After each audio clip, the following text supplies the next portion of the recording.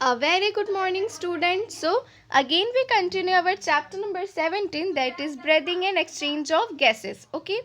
In previous video, I teach you about mechanism of breathing, but some points of this topic is left. Okay. So, in today's class, we continue those topic. Okay. So, let's start. यहाँ पे आपको दिख रहा है rib cage का structure दिखा रहा है, ठीक है ना। मतलब जो हमारा रेस्पिरेटरी सिस्टम है उसका स्केलेटल स्ट्रक्चर कैसा होता है, बोन्स उसको कैसे प्रोटेक्ट करके रखें, वो स्ट्रक्चर यहाँ पे मैं आपको दिखा रही हूँ। तो देखिए सबसे पहले आपको दिख रहा है यहाँ पे लाइन लाइक स्ट्रक्चर जो है, जो कि क्या बना है, केज फॉर्म किए हैं, पिंजरे जैसा स्ट्रक्चर बना दिए है, उसको हम क्या कहते हैं, रिब्स कहते हैं। तो देखिए यहाँ पे रिब्स की नंबरिंग की गई है, first rib, second rib, third rib, fourth, fifth, six, seventh, इस तरह से रिब्स के नंबरिंग किए गए हैं। और ये जो रिब्स है इसके अंदर क्या प्रेजेंट होता है, हमारा लंग्स प्रेजेंट होता है।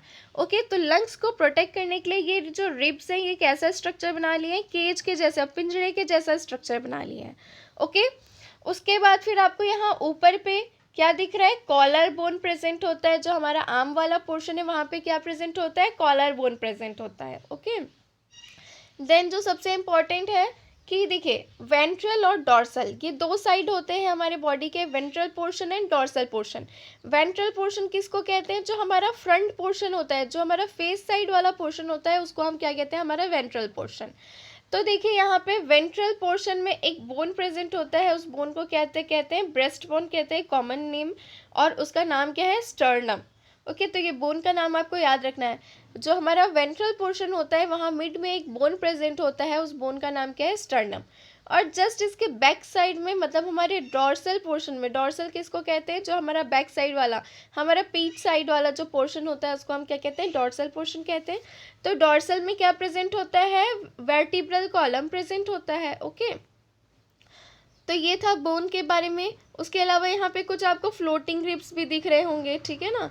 तो इस तरीके से रिब्स को अलग अलग डिवाइड किया गया है। ओके, तो ये था रिब केज का स्ट्रक्चर। नाउ जो मैंने प्रीवियस क्लास में बताया था उसको आपको एक बार रिवाइज करवा देती हूँ। तो देखिए मैंने बताया था जो ब्रीदिंग है उसमें दो प्रोसेस होते हैं, वो दो प्रोसेस कौन से होते हैं, इंस्पिरेशन और एक्सपीरेशन की। ठीक है, ब्रीदिंग में दो स्टेज आते हैं, एक इंस्पिरेशन, एक्सपीरेशन। इंस्पिरेशन किसको कहेंगे हम, जो हम सांस अंदर ले रहे हैं, मतलब सांस अंदर ले रहे हैं तो उसके साथ हवा को अंदर ले रहे हैं, जो एटमॉस्फेरिक एयर है उसको हम अंदर ले रहे हैं। ठीक है, तो जो हवा को अंदर ले रहे हैं उसको हम क्या कहते हैं, इंस्पिरेशन कहते हैं। सांस अंदर लेना, दैट इज इंस्पिरेशन। और जब वो जो गैसेस है उसका एक्सचेंज हो गया, जिस गैस की हमारी बॉडी को ज़रूरत है वो एब्जॉर्ब कर लिया गया, और जिसकी ज़रूरत नहीं है उसको क्या करेंगे, रिलीज आउट करेंगे। तो जो गैसेस का रिलीज आउट कर रहे हैं उसको हम क्या कह रहे हैं, एक्सपीरेशन। ओके, नाम से ही समझिएगा, इन यानी अंदर, एक्स यानी बाहर। ओके, तो इंस्पिरेशन किसको कहेंगे, जब एटमॉस्फेरिक एयर को हम अपने अंदर ले रहे हैं, दैट इज इंस्पिरेशन। एक्सपिरेशन जब हम उसको रिलीज आउट कर रहे हैं एटमॉस्फेरिक एयर को, तो उसको हम क्या कहेंगे, एक्सपिरेशन। ओके, ओके, तो जो एयर जो है हमारी बॉडी में एब्जॉर्ब हो गया, गैसेस है ना, जिसकी हमारी बॉडी को ज़रूरत थी वो एब्जॉर्ब हो गया, और जिसकी ज़रूरत नहीं थी उसको क्या कर दिया गया, रिलीज आउट कर दिया गया, तो उसको हम क्या कहते हैं, एक्सपिरेशन कहते हैं। उसके बाद फिर मैंने आपको बताया था कि ये जो मूवमेंट हो रहा है एयर का, उसमें क्या लगता है, प्रेशर ग्रेडियंट लगता है। ओके, एक प्रेशर लगता है। तो ये प्रेशर अलग अलग तरीके से लगता है। कैसे अलग तरीके से लगता है, जब देखिए ध्यान दीजिएगा, जब कौन सी प्रोसेस हो रही है, जब इंस्पिरेशन की प्रोसेस हो रही है। ओके, हम अभी पहले किसकी बात करते हैं, इंस्पिरेशन की प्रोसेस की बात करते हैं। तो जब इंस्पिरेशन की प्रोसेस हो रही है तो क्या होगा, जो हमारे लंग्स का जो प्रेशर होगा वो क्या होगा, कम होगा। ठीक है ना, कम होगा किसके कंपैरिजन में, एटमॉस्फेरिक एयर के कंपैरिजन में। मतलब एटमॉस्फेरिक एयर का प्रेशर ज़्यादा होगा, लंग्स का प्रेशर कम होगा। तो मैं इसको पॉजिटिव नेगेटिव से दिखाई हूँ। ठीक है, एटमॉस्फेरिक एयर का प्रेशर ज़्यादा है, दैट मीन्स पॉजिटिव, और लंग्स का प्रेशर कम है, दैट मीन्स नेगेटिव। और जस्ट जब एक्सपीरेशन की प्रोसेस होगी तो जस्ट इसका उल्टा हो जाएगा। ओके, तो एक्सपीरेशन के दौरान क्या होता है, जो लंग्स है उसका प्रेशर ज़्यादा हो जाएगा, लंग्स का प्रेशर ज़्यादा हो जाएगा, एटमॉस्फेरिक एयर का प्रेशर कम हो जाएगा। ओके, तो ये आपको बस समझाने के लिए मैंने पॉजिटिव नेगेटिव का साइन बताया है।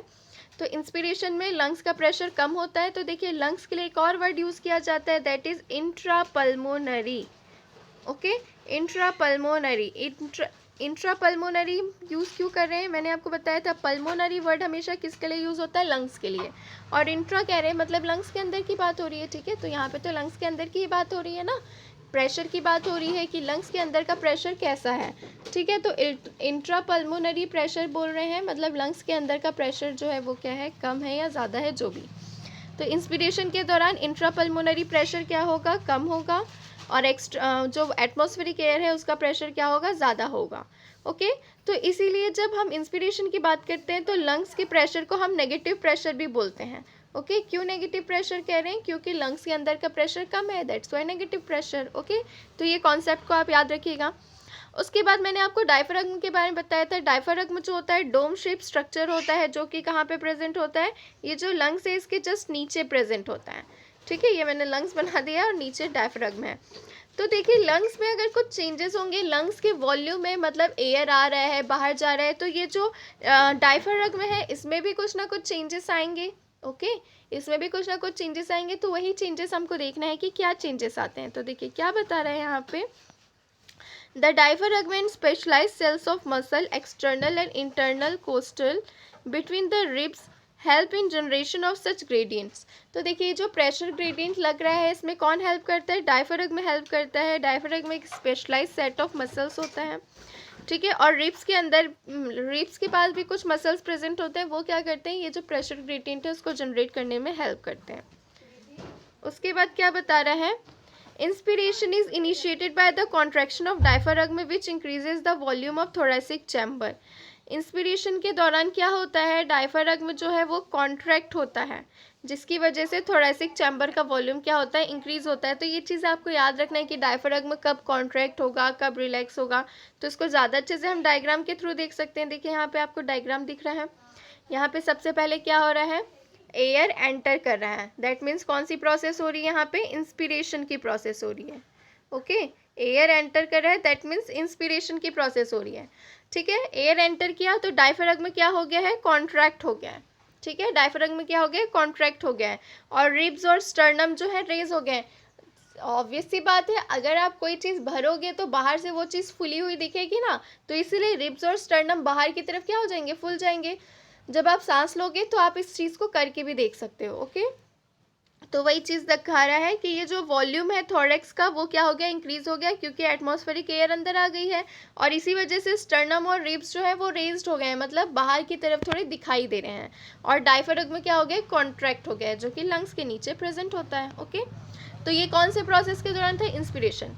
और एक्सपीरेशन में देखिए, एक्सपीरेशन में क्या हो रहा है, जब एयर को बाहर निकाला जा रहा है तो थोरेक्स का चैम्बर का जो वॉल्यूम है वो क्या हो रहा है, डिक्रीज हो रहा है, क्योंकि जो एटमॉस्फेरिक एयर था, मतलब एटमॉस्फेरिक एयर नहीं बोलेंगे हम, क्या बोलेंगे, जो एटमॉस्फेरिक एयर एंटर किया उसके बाद एयर का जो गैसेस है उसका एब्जॉर्प्शन हुआ, जो ज़रूरी गैसेस थी मतलब O2 एब्जॉर्ब हो गया, और जो एक्स्ट्रा गैसेस थी दैट मीन्स CO2 उसको रिलीज आउट कर दिया गया। तो उस गैस को क्या कर रहे हैं, रिलीज कर रहे हैं, तो वॉल्यूम क्या होगा, डिक्रीज होगा, और रिब्स और स्टर्नम अपने ओरिजिनल पोजीशन में आ जाएंगे, क्योंकि पहले वॉल्यूम इंक्रीज हुआ था, इसीलिए वो क्या हो गए थे, रेज हो गए थे, बाहर की तरफ थोड़े दिखाई दे रहे थे। लेकिन अब जब नॉर्मल हो गया है सब चीज़, तो वो क्या हो जाएंगे, अपने पोजीशन में आ जाएंगे, और डायफ्रागम में भी जो है वो क्या हो जाएगा, रिलैक्स हो जाएगा। ओके तो आपको याद रखना है कि इंस्पिरेशन के दौरान क्या हो रहा है, एक्सपिरेशन के दौरान क्या हो रहा है, डायफ्रागम में। ओके तो ये डिफरेंस बना के आप लिख सकते हैं। ओके फिर क्या बता रहा है, sternum causing an increase in the volume of the thoracic chamber in the dorsoventral axis. Sternum के बारे में बता रहा है कि स्टर्नम जो है उसकी वजह से क्या हो रहा है, जो थोरेसिक चैम्बर का वॉल्यूम है इंक्रीज हो रहा है डॉर्सोवेंट्रल एक्सिस में। डॉर्सोवेंट्रल एक्सिस कहने का मतलब डॉर्सल और वेंट्रल दोनों रीजन की बात हो रही है, ठीक है। Then the overall increase in the thoracic volume causes a similar increase in pulmonary volume. thoracic volume में इंक्रीज हो रहा है, दैट मीन्स पल्मोनरी वॉल्यूम में भी इंक्रीज हो रहा है। तो पल्मोनरी वॉल्यूम क्या बोल रहा है, लंग्स के वॉल्यूम में, और थोरेसिक वॉल्यूम तो उसी के अंदर के वॉल्यूम की बात हो रही है, ठीक है, थोरेक्स वाले पोर्शन की बात हो रही है। Then an increase in pulmonary volume decreases the intrapulmonary pressure to less than the atmospheric pressure which forces the air from outside to move into the lungs. तो देखिए क्या बता रहा है, पल्मोनरी वॉल्यूम इंक्रीज हो रहा है, तो इंट्रा पल्मोनरी प्रेशर जो है वो क्या होगा, उसमें चेंजेस आएंगे। ओके तो यहाँ पे यही बता रहा है कि जब पल्मोनरी वॉल्यूम इंक्रीज हो रहा है, दैट मीन्स लंग्स के अंदर जो एयर है वो आ गई है, दैट इसीलिए क्या हो रहा है, जो लंग्स के अंदर का वॉल्यूम है वो इंक्रीज हो गया है, ठीक है। तो जो इंट्रा पल्मोनरी प्रेशर है, जो हमने प्रेशर की बात की थी, वो क्या हो गया है, डिक्रीज हो गया है, ठीक है, आउटसाइड एयर से, है ना। यही चीज़ तो हमने पढ़ा था, इंस्पिरेशन के दौरान क्या होगा, जो प्रेशर है लंग्स के अंदर का वो कम होगा एटमॉस्फेरिक एयर से। तो सेम वही चीज़ यहाँ पे कह रहे हैं कि जब लंग्स के अंदर का वॉल्यूम इंक्रीज हुआ है, दैट मीन्स एयर अंदर आई है, ठीक है ना। तो लंग्स के अंदर का प्रेशर क्या हो जा रहा है, इस वजह से डिक्रीज हो जा रहा है। ओके, यही चीज़ आपको यहाँ पे बता रहा है। देन और जब आउटसाइड होगा तो जस्ट उसका अपोजिट हो जाएगा। Relaxation of the diaphragm and the intercostal muscles return the diaphragm and sternum to their normal position। तो देखिए स्टूडेंट्स, यहाँ पे वही चीज़ें बता रही है जो हमने अभी डायग्राम में पढ़ी हैं, ठीक है ना। यहाँ डायग्राम में मैंने जैसे बताया कि जब एयर जो है बाहर रिलीज आउट हो जा रहा है तो क्या हो रहा है, रिब्स और स्टर्नम वगैरह जो है अपने ओरिजिनल पोजीशन में आ जा रहे हैं, और डायफ्रागम जो है वो क्या हो रहा है, रिलैक्स हो जा रहा है। बट जब इंस्पिरेशन हो रहा था, मतलब जब एयर अंदर आ रही थी, तो ये थोड़े बाहर की तरफ रेज्ड हो जा रहे थे, मतलब बाहर की तरफ उभर जा रहे थे, और डायफ्रागम जो है था वो कॉन्ट्रैक्ट हो जा रहा था। पल्मोनरी वॉल्यूम जो था वो इंक्रीज हो गया था, थोरेक्स के अंदर का वॉल्यूम क्या हो गया था, इंक्रीज हो गया था। वही चीज़ आपको यहाँ पे वर्ड के फॉर्म में बता दी गई है। ओके, जो एक चीज़ यहाँ पे आपको मैं बता दूँ, तो क्या बता रहे हैं यहाँ पे आपको, just a minute, we have the ability to increase the strength of additional muscles in the abdomen.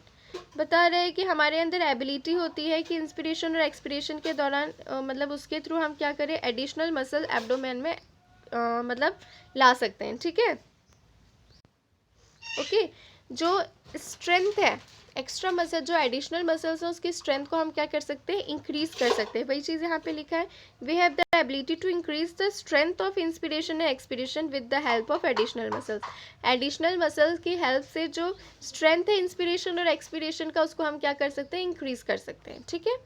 Normally जो हेल्दी ह्यूमन है वो कितना ब्रेथिंग करता है, 12 to 16 टाइम्स पर मिनट, मतलब एक मिनट में 12 से 16 बार वो क्या करता है, सांस लेता है, छोड़ता है, लेता है, छोड़ता है, मतलब इंस्पिरेशन और एक्सपिरेशन की प्रोसेस करता है। ओके, देन क्या बता रहे हैं, the volume of air involve in breathing movements can be estimated by using a spirometer.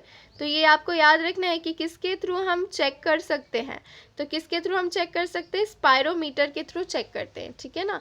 जैसे हर चीज़ को चेक करने के लिए एक अलग अलग जो इंस्ट्रूमेंट है वो होता है, तो वैसे ही एयर वाला जो चेकिंग होता है, मतलब ब्रीदिंग रेट को जो चेक करते हैं वो किसके थ्रू करते हैं, स्पायरोमीटर के through. Okay, which help in clinical assessment of pulmonary function, जो कि पल्मोनरी फंक्शन को एसेस करने के लिए हेल्प करता है। तो पल्मोनरी फंक्शन मतलब लंग्स के फंक्शन को, कि लंग्स अपना अच्छे से काम कर रहा है कि नहीं, इंस्पिरेशन और एक्सपिरेशन की प्रोसेस अच्छे से हो रही है नहीं, कि ब्रीदिंग अच्छे से हो रहा है कि नहीं, ठीक है ना। तो यही चीज़ को चेक करने के लिए किसका यूज़ किया जाता है, स्पायरोमीटर का यूज़ किया जाता है।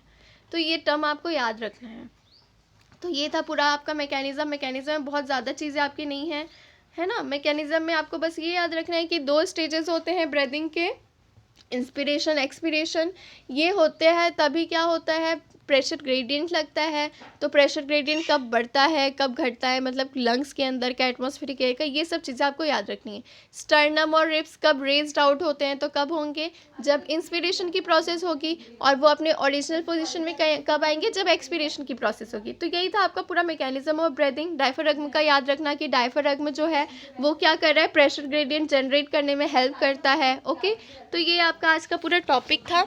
नेक्स्ट क्लास में मैं आपको इसके आगे का बताऊंगी। Okay, so today's class is over. Thank you, have a nice day and keep studying.